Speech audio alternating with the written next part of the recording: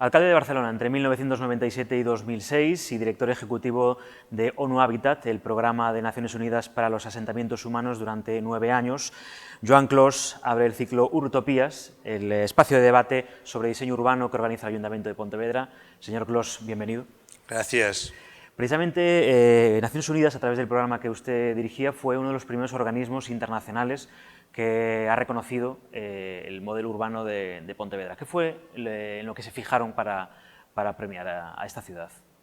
Yo creo que lo que destacó más en el caso de la experiencia de Pontevedra es la contundencia del modelo, ¿no? Porque ha habido varias experiencias de peatonalización, pero yo diría que quizás en el caso de Pontevedra destaca la convicción y la seguridad con la cual se aplica el modelo, ¿no? No es un modelo dubitativo, no hay medias tintas, hay una propuesta seria y aplicada en su integridad, y esto es lo que yo creo que hay que destacar del modelo. Imagino que en su trayectoria profesional se ha encontrado con múltiples experiencias en todo el mundo en cuanto a movilidad, en cuanto a diseño urbano, pero no sé si tan integrales como esta apuesta que se hace en Pontevedra. No, en pocas, yo creo que, vamos, que yo conozca en ninguna parte con tanta convicción como en el caso de Pontevedra, ¿no? Que es una intervención de un tamaño relativamente grande y además afectando a un territorio donde vive la mayor parte de la ciudad, y por lo tanto en este sentido es una experiencia que sugiere un estudio y debate, y que además es un buen ejemplo de una transformación urbana interesante a la vez que exitosa, porque la población de la ciudad continúa aumentando, continúa el crecimiento económico, etcétera. Por tanto, es una muy buena experiencia.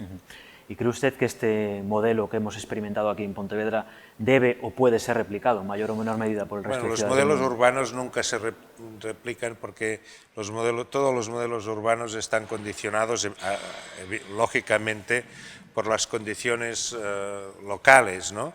Y las condiciones locales, por definición de condición local, no son exportables. Y por lo tanto no se trata tanto de repetir.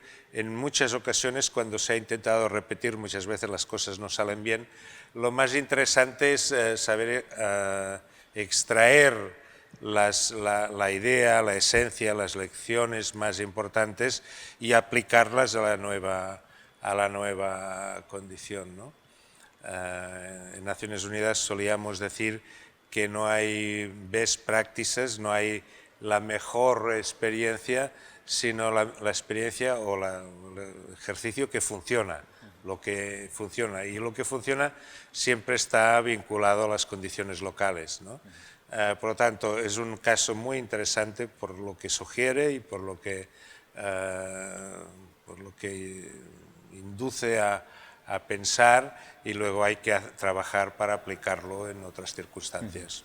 ¿Asegura usted, corríjame si me equivoco, que la gente se vuelve cada vez más empática y más solidaria con sus conciudadanos cuando se trata con cuidado de los espacios públicos de las ciudades en las que habitan, ¿no? Sí, siempre hay una relación bidireccional, ¿no?, entre la ciudadanía y el entorno urbano, y por lo tanto, ante un entorno urbano que mejora de calidad, que cuida la estética, que cuida el espacio con atención y cariño, la respuesta del ciudadano suele ir en la misma dirección, ¿no? Hay una sintonía empática que aumenta en fin, la atención y cuidado de los ciudadanos. En un espacio donde está limpio, la gente tiende a ensuciar menos, porque tiene como una especie de cuidado en no empeorar el entorno. Y al revés, en un espacio sucio, la gente, incluso la misma gente trasladada del lugar, tiende a ser menos cuidadosa con el espacio, ¿no? Por lo tanto, sí, hay una relación que va más allá de los aspectos materiales y tiene que ver con los aspectos psicológicos, ambientales y nuestra condición de seres sociales que tendemos a sintonizar con el entorno, ¿no? Y por esto es tan trascendente el aspecto de cuidar el espacio público urbano. Me imagino que también contribuye a mejorar la convivencia en unas ciudades que cada vez son más diversas, ¿no? Más heterogéneas en cuanto a sus Este aspectos es uno de los socioeconómicos, grandes ¿no? retos del siglo XXI, que además irá creciendo, ¿no? Irá a más en el sentido de que, bueno, pues tenemos más movilidad de las personas, tenemos el tema de las migraciones, los nuevos retos contemporáneos del siglo XXI, que serán importantes, y además en Europa, por nuestra cercanía en España, en el caso concreto de España con África, esto sin duda alguna representará un reto para nuestras ciudades. Por lo tanto, sí, en este sentido, tener un espacio urbano, público, en fin, cuidado y apreciado y respetado por todo el mundo, ayuda en este sentido a un mejor civismo y también a una mayor tolerancia, ¿no? A ser un poco más tolerante con el que es diferente, a la vez que aumenta la identidad con el espacio propio, ¿no? Es decir, que yo creo que en este sentido es un síntoma positivo, es una actitud positiva de cara a los retos que vienen. ¿Y considera usted que como sociedad las ciudades y la gente que habita en ellas estamos preparados para asumir estos cambios que demanda ya cada vez más, ¿no? No sé si estamos preparados o no, no. Lo que pasa es que los cambios van a pasar igualmente aunque estemos o no preparados, así es que mejor prepararse para ellos, ¿no? Porque estamos cambia la economía, cambia la forma de trabajo, cambia la sociedad. Si alguna cosa es segura es que las cosas van a cambiar, ¿no? Y ya vemos que hay nuevas tecnologías que irrumpen en la forma del trabajo, en la forma de la familia, en la forma de la sociedad, y por lo tanto, en fin, el recuperar un espacio urbano que es convivencial, que induce a la convivencia, es un activo muy positivo para los tiempos que vienen. Tiempos que pues, pueden estar dirigidos hacia un cierto recrudecimiento del populismo, de un cierto nacionalismo excluyente, en fin, hay varios peligros también en la calificación social de los próximos años. Todo lo que sea, y por lo tanto, invertir en la dirección de aumentar la calidad social es una buena vacuna, es una gran prevención. ¿Qué hemos hecho mal hasta ahora en cuanto al diseño urbano de las ciudades? Porque probablemente ese diseño no ha sido tan prioritario como otras cuestiones a la hora de construir nuestras ciudades, ¿no? Se ha perdido o no se ha mantenido suficientemente la calidad del diseño del espacio público, así como ha habido pues, un avance muy reconocible en la arquitectura privada, digamos, incluso en la arquitectura pública de los edificios públicos. En muchas partes del mundo no ha habido ni recursos, a veces voluntad política, a veces el acierto en cuidar el espacio público.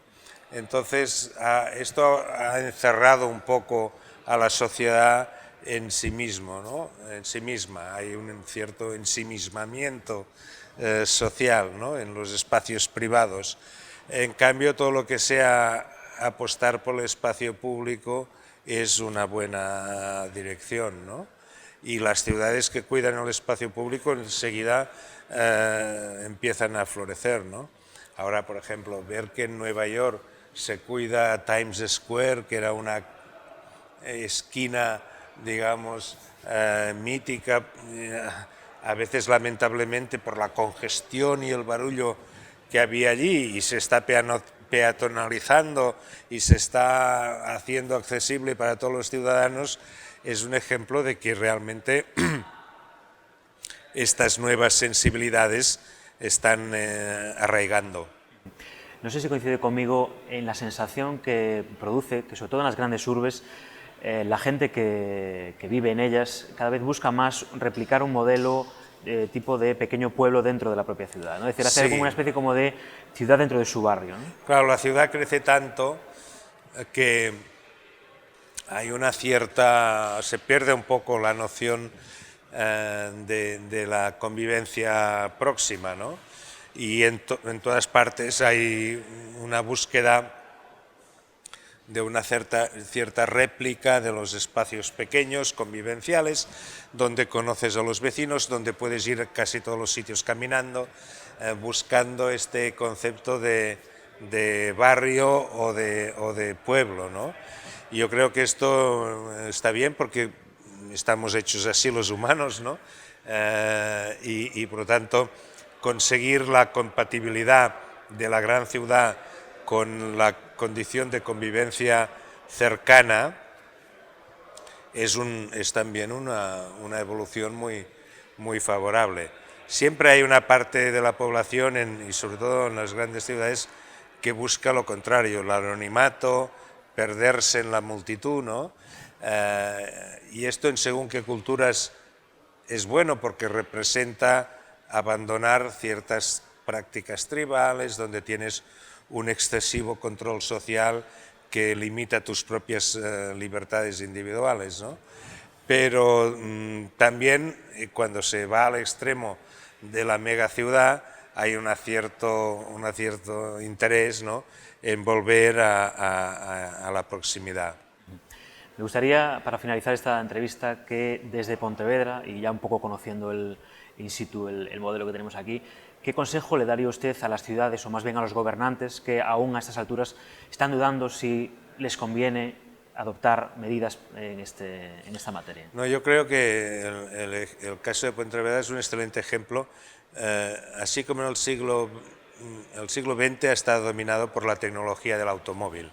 El automóvil ha sido la tecnología preponderante en todo el siglo, ha lanzado la tecnología hacia adelante, ha hecho, en fin, muchas aportaciones a la sociedad del siglo XX, pero el siglo XXI ya está ya hay otro capítulo. Estamos ahora más ligados a la informática, a la digitalización, y hay nuevas tecnologías en todos los sentidos, a la genética, vete a saber, no sabemos exactamente qué mezcla dominará el futuro económico de nuestra sociedad, ¿no? Y en este sentido, lo que sí se está demostrando es que cuando uno pierde la ansiedad por el coche, hay vida. A pesar de todo, no se hunde el planeta, no se hunde la vida, al contrario, se recupera una calidad más compatible con la propia condición humana, ¿no? Es decir, andar, por ejemplo, todo esto vuelve a recuperar una dimensión humana que desde todos los puntos de vista, no tan solo los materiales más evidentes, pero también los psicológicos, es un avance importante, claro. Y por lo tanto yo creo que Pontevedra es en este sentido un buen ejemplo. No quiere decir, como decíamos antes, que se pueda replicar en todas partes de la misma manera, pero sí que demuestra que hay una vía en una urbanización menos car dependent, ¿no?, menos dependiente del automóvil. Señor Clos, un placer recibirle aquí en Pontevedra. Gracias a ustedes.